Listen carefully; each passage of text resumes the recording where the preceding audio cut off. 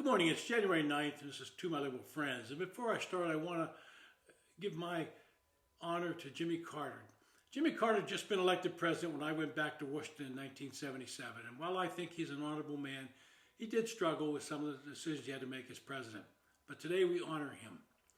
Well, back to the subject of today. Yesterday I talked about the improved ground game for the Republicans, particularly in the 7 key swing states.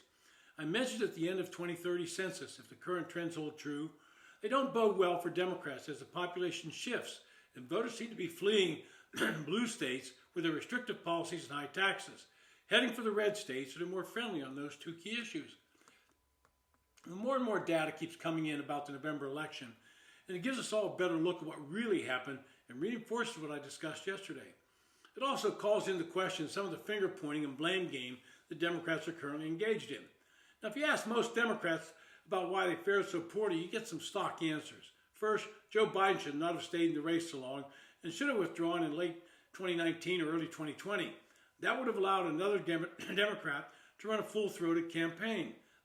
Second, Kamala Harris, even with a massive funding advantage, could not put together a clear message on her lack of ability on the campaign trail. Read that, she avoided the press. That kept her numbers of popularity down. Third, even though Democrats thought the economy was in good shape, the voters did not.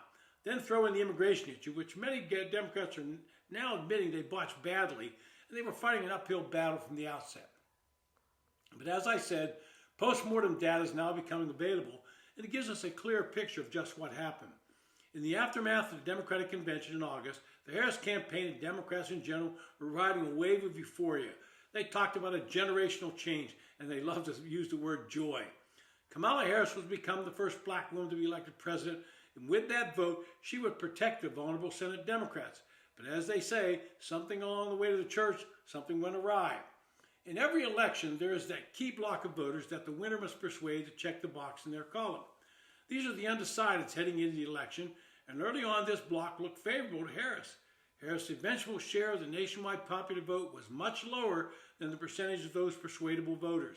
Post-election survey now show the late deciding voters broke decisively for Donald Trump. Kamala Harris failed to win over a small but vital share of the electorate, which was disproportionately younger, male, Hispanic, and non-college educated. Those are the ones that she needed to persuade and didn't. The election involved 2 different contests, one in the 7 swing states, the other in the rest of the country. In the latter, where advertisements and voter mobilization were scarce, support for Ms. Harris receded from the high-water mark Mr. Biden had established in the 2020 election. Especially in blue states, in both Illinois and New Jersey, Kamala Harris received about 400,000 fewer votes than Biden did 4 years early. In New York, Harris fell short of Biden by about 600,000. In California, the shortfall reached 1.8 million votes, a 16.5% drop from 2020. What this meant was the Harris campaign assumed they had those blue states and then voters in the bank and did not focus on them. They also ignored the red states, as that's a waste of time and money. Now, by contrast, in the swing states, Kamala Harris came close to matching Biden's performance, falling short by only 0.3%. But that wasn't enough, however, because Donald Trump improved in his 2020 showing by 6.2%. Yes, Ms. Harris lost all 7 swing states, but it's more important to say that Trump won them with a message strong enough to overcome the Harris campaign edge in funds and organization. In the pivotal state of Pennsylvania, Harris fell short of Biden's 2020 performance by only about 35,000 votes. But meanwhile, Trump improved on his 2020 performance by about 166,000 votes. In Luzerne County, a microcosm of the working class revolt against the contemporary Democratic Party, Harris fell by only 2,000 votes, short of what Biden did 4 years earlier. Meanwhile, Trump continued to expand his working class base, improving his 2020 total by about 5,500 votes. That's a key number.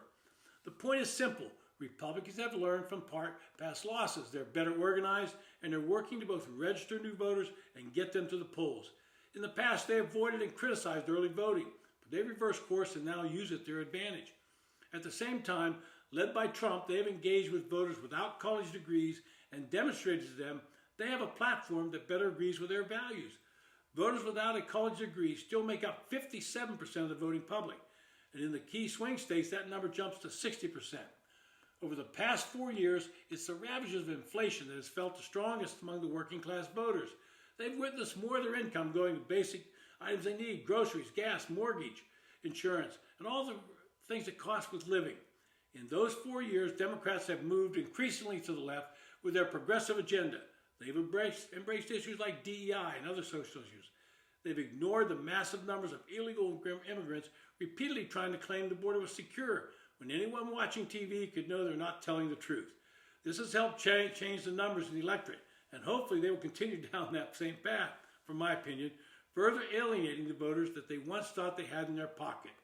What the Democrat Party has become today is it's led by liberal elites who feel they're better than the average man or woman. They are the educated ones and view much of America as what they like to call as flyover states. They live in urban areas and cannot fathom why anyone would live anywhere else. But being in the minority might teach them all some valuable lessons. But I'm not holding my breath. I spent 42 years working among them in Washington, D.C., coming to fully realize how touched they are. Retiring and move away brought me closer to my roots, which originated in a Pittsburgh neighborhood with 2 steel mills on the edge. Those are the real people of this United States, and I find them out here in the Southwest Desert as well. This has been To My Liberal Friends.